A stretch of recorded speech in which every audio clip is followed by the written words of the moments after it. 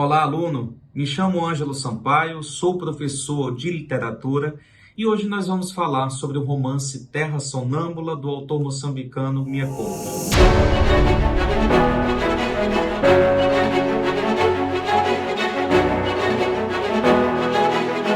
Publicado no ano de 1992, Terra Sonâmbula marca uma grande virada de chave na vida do Mia Couto.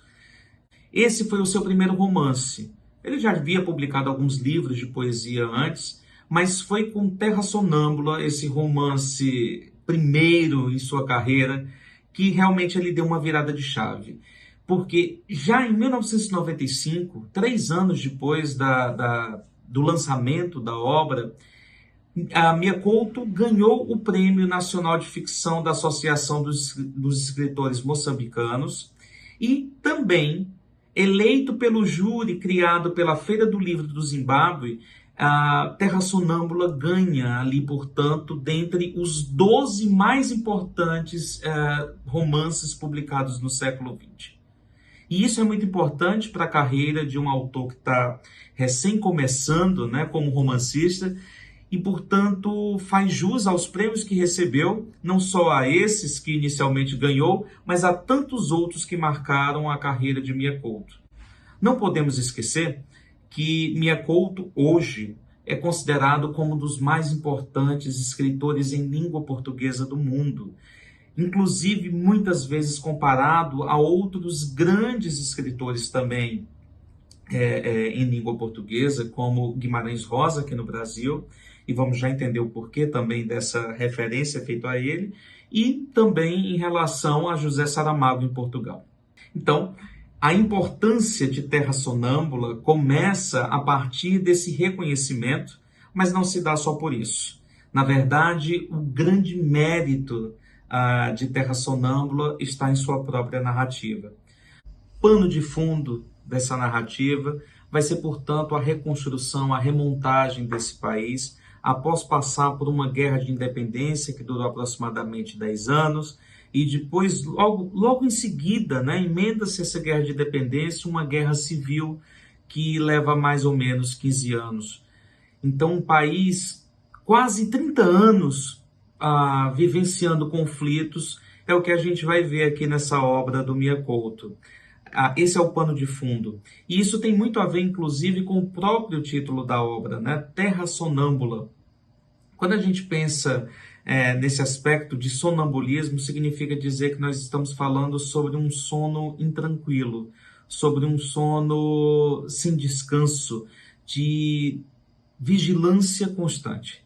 Então é sobre isso que, metaforicamente, também esse título alude. Nós estamos falando sobre um país que não teve descanso por muito tempo. Esse é o pano de fundo da obra. Então, aluno, muito cuidado também com isso. Esse é um ponto muito importante, obviamente, a ser abordado nos vestibulares, que é essa questão histórica, do que essa narrativa não real vai contar, mas que se apropria de algo real, portanto, nessa recriação, nessa ambivalência verdade-ficção. O enredo tem início com o encontro do garotinho, Muidinga, do guri, e do idoso Tuahir. Eles estão em um campo para refugiados e, portanto, no intuito de melhor se abrigar, eles encontram, e aí já vem um detalhe também muito importante da narrativa do Mia Couto, eles encontram um machimbombo queimado onde eles vão se abrigar. Estou a lhe dizer, miúdo, vamos instalar casa aqui mesmo. Mas aqui, num machimbombo todo incendiado, o machimbombo traduzindo-se por autocarro. Você não sabe nada, miúdo. O que já está queimado não volta a arder. Um machimbombo queimado, esse é um detalhe também muito importante, que já alude à própria linguagem utilizada pelo Mia Couto, que faz uso não de um português comum para nós aqui no Brasil. Nós estamos falando de um português que muitas vezes se vale de expressões africanas. Então, quando a gente procura, inclusive na obra, né, eles se encontram no machimbombo queimado, entre parênteses, lá na frente um glossário também vai nos ajudar com algumas explicações. Nós temos a explicação de que o machimbombo é um autocarro. E o autocarro não é uma expressão comum para nós aqui no Brasil. mas para você entender, esse machimbombo queimado, portanto, é um ônibus queimado. Lá eles vão se abrigar, obviamente encontram alguns corpos, né? E claro, o intuito é dar a esses corpos um enterro digno, mas um detalhe vai chamar muita atenção dos dois, fora esses corpos, que é uma maleta que eles encontram, né? Porque eles estão procurando inclusive mantimentos para poder sobreviver. Eles encontram uma maleta com alguns objetos e dentre esses objetos eles encontram uns diários. E esses diários pertencem a King Tzu. E aí, a partir daí que essa história ela vai começar a contar não mais só a história do Muiding Quituari, porque os 12 capítulos da obra vão se intercalar entre o presente, que portanto pertencem a essas duas personagens, e a um passado que pertence a King Tzu. Um personagem que eles não conhecem, um personagem que tem uma história muito diferente da deles, ou não, porque nós estamos falando de personagens que foram submetidas a uma mesma intercorrência, a uma mesma desgraça circundante que é a da guerra, da fome, da miséria, da morte, da inconstância, da impassibilidade. Então, quando não temos a história de Muiding Quituari sendo contada no presente, nós temos a leitura desse diário, porque o guri sabe ler, e isso traz um entretenimento, inclusive, para o idoso, e a gente tem acesso a essas duas histórias que vão se contando de forma paralela. Então, é dessa maneira que também esse aspecto histórico do pano de fundo da guerra vai sendo contado para você, leitor. Um outro detalhe muito importante também, que sempre é muito abordado quando se fala no Miyakoto, é a forma como ele, além da forma como ele conta, né, essa história que é feita quase que em um formato de colcha de retalhos, porque esses acontecimentos, outros personagens, vão se intercalando e vão se montando, né, vão se moldando ali para o leitor descobrir essa história. Não é só isso, a gente também tem que lembrar muito como essa história é contada. Um detalhe muito importante é a linguagem utilizada por Miyakoto. Nós estamos falando de um autor que prima pela liricidade para contar aspectos densos. Ora, como eu disse para vocês, a gente está falando de um romance que tem por pano de fundo a reconstrução de um país após uma guerra civil que foi devastadora. Mas, ao mesmo tempo, nós estamos falando de uma história que prima pela poesia. Uma história que conta fatos densos, fatos ruins, mas com uma linguagem bastante lírica. É nesse aspecto que muitos comparam, né, por exemplo, a Miyakoto com outros grandes, importantes autores também que escrevem em língua portuguesa.